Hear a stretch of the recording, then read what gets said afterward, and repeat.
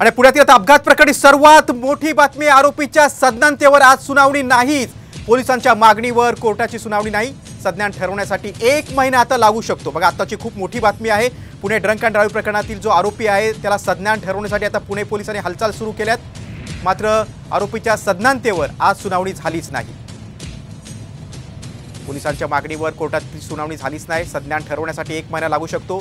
या प्रकरणावर समाजातल्या सर्व स्तरावर संताप व्यक्त होतोय आणि आता या मुलाला सज्ञान ठरवण्यासाठी पोलिसांचे प्रयत्न सुरू आहेत। मात्र या प्रकरणी सुनावणी झालीच नाही।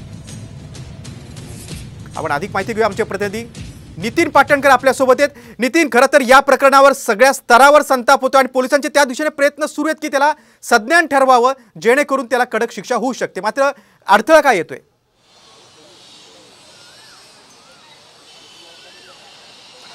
निश्चित आत्ताची एक खूप मोठी बातमी आहे आणि पुणे पोलिसांसाठी एक महत्त्वाचा किंवा मोठा धक्का आहे। पुणे पोलिसांनी आज बाल न्यायालयासमोर 2 प्रामुख्याने मागण्या केलेल्या होत्या। हा जो अल्पवयीन मुलगा आहे त्याला सज्ञान घोषित करावं, त्याचबरोबर दुसरी मागणी होती त्याला बाल सुधार गृहात पाठवावं, त्याला जो जामीन दिला होता तो रद्द करून त्याला बाल सुधार गृहात पाठवण्यात यावं, ही दुसरी मागणी होती। मात्र पोलिसांची जी पहिली मागणी आहे त्याला सज्ञान ठरवण्यात यावं, त्यावरती आज युक्तिवाद झाला नाही।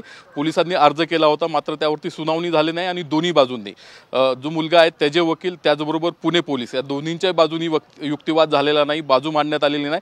त्यामुळे आज या पोलिसांच्या मागणीवरती निर्णय येणार नाही हे निश्चित झालेलं आहे। तो निर्णय येण्यासाठी कायद्यात ज्या तरतुदी आहेत त्यानुसार अजून साधारणतः 1 महिना लागू शकतो अशी माहिती मिळते।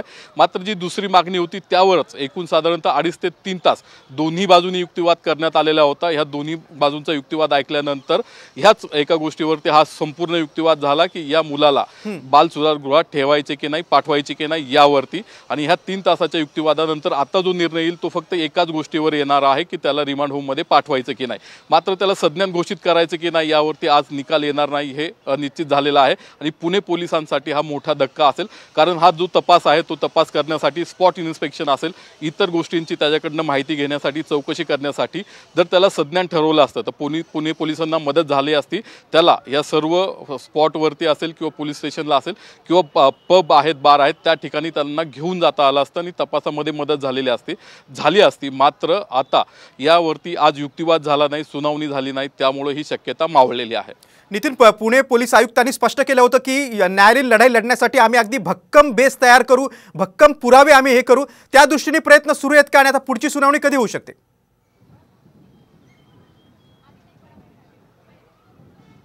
निश्चितपणे या मुलाला रविवारी ज्यावेळेस जामीन देण्यात आलेला होता आणि 300 शब्दांचा निबंध लिहिण्याची शिक्षा सुनावण्यात आलेली होती, त्यानंतर पुणे पोलीस ॲक्शन मोडमध्ये आलेलं होतं। पुणे पोलिसांनी हा जो निर्णय होता त्या निर्णयावर जिल्हा न्यायालयामध्ये दाद मागितली होती। जिल्हा न्यायालयाच्या आदेशानंतर, सूचनेनंतर पुन्हा हे प्रकरण याच बाल न्यायालयाकडे आलं आणि या बाल न्यायालयाचं आज 3 जजचं जे मंडळ आहे किंवा बेंच आहे ते फुल बेंच होतं। रविवारी एकच त्यातले सदस्य होते आणि त्यांनी हा निर्णय दिलेला होता। या बेंच समोर आज सुनावणी झालेली आहे आणि पुणे पोलिसांच्या या 2 प्रामुख्याने मागण्या होत्या।